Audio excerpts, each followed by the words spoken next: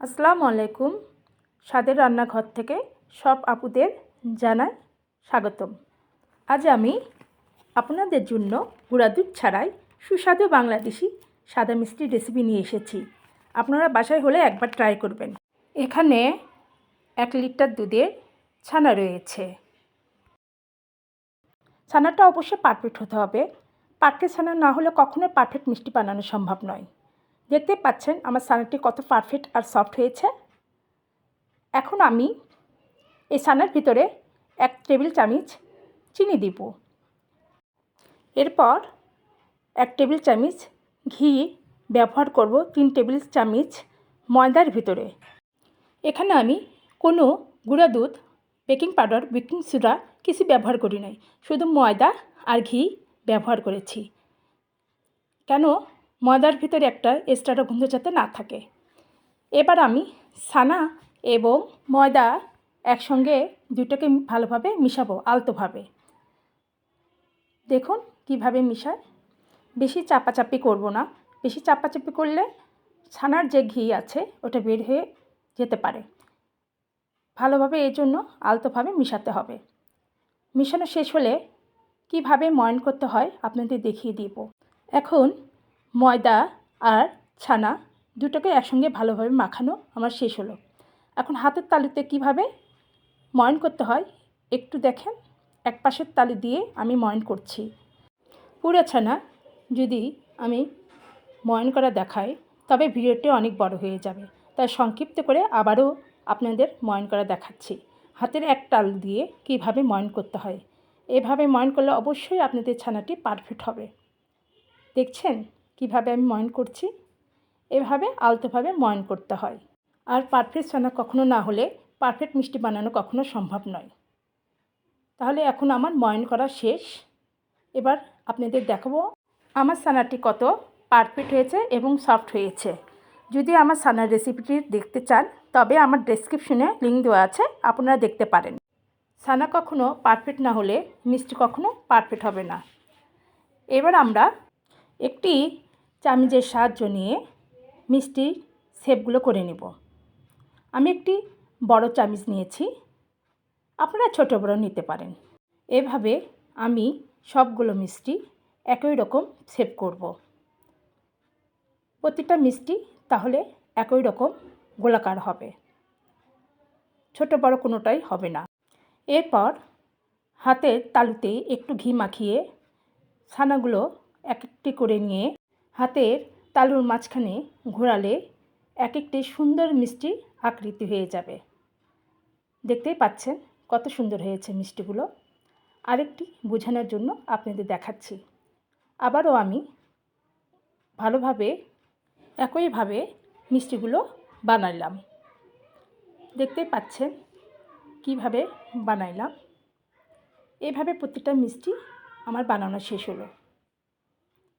একটা মিষ্টিতেও কোনো ফাটল নাই। আমার এখানে 10টি মিষ্টি হয়েছে 1 লিটার দুধের। এখানে আমি একটি প্যানে 10টি মিষ্টির জন্য 1.5 কাপ কম চিনি ব্যবহার করেছি আর 2.5 কাপ পানি ব্যবহার করেছি। মেজারমেন্ট কাপ দিয়ে সব সময় চিনি পানির পরিমাণ ব্যবহার করবেন, তা না হলে কম বেশি হতে পারে। এবার আমার পানি দেওয়া শেষ হলো। এবার আমি 3টি এলাচ চিরাতে ব্যবহার করব। এরপর নেড়েচেড়ে একটু ঢাকনা দিয়ে ঢেকে দিব পানি ফুটানোর আগ পর্যন্ত। যখন পানি ফুটিয়ে গেল আমি এবার এক এক করে প্রতিটা মিষ্টি দিয়ে দিব। আমার মিষ্টি দেওয়া শেষ হয়েছে।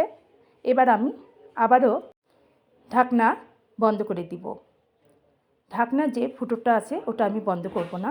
এবার হাই হিটে 5 মিনিট জাল করে নেব। আপনারা দেখতেই পাচ্ছেন একটু আমি নেড়ে দিচ্ছি, এভাবে মাঝে মাঝে নেড়ে দিব।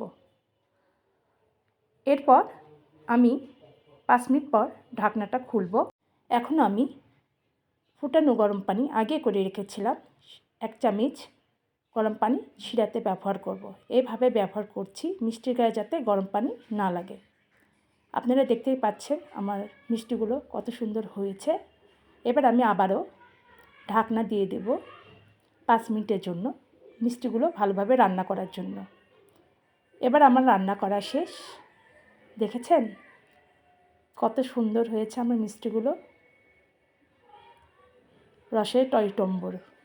মিষ্টিগুলো পারফেক্ট রান্না হয়েছে কি না তাই পানিতে দিয়ে দিলাম। পারফেক্ট রান্না হলে মিষ্টিগুলো পানির নিচে ডুবে যাবে। দেখেছেন আমার মিষ্টিগুলো পারফেক্ট রান্না হয়েছে। এবার আমি মিষ্টিগুলো পরিবেশনের জন্য সুন্দর করে 1 প্যাকেট গুঁড়ো দুধ দিয়ে সাজাবো। দেখতে পাচ্ছেন কিভাবে সাজাবো। এভাবে মিষ্টির গায়ে গুঁড়ো দুধগুলো লেগে নিব এক একটি করে। এরপর সব কয়টি সাজানো হয়ে গেছে। একটু গুঁড়ো দুধ বেঁচে গেছে, ওইটাতে মোয়া বানিয়ে মিষ্টির ওপর ছিটিয়ে দিলাম। দেখুন মিষ্টিগুলো কত সুন্দর লাগছে। এবার একটি মিষ্টি আপনাদেরকে কেটে দেখাবো আমার মিষ্টিগুলো কত সফট আর নরম হয়েছে।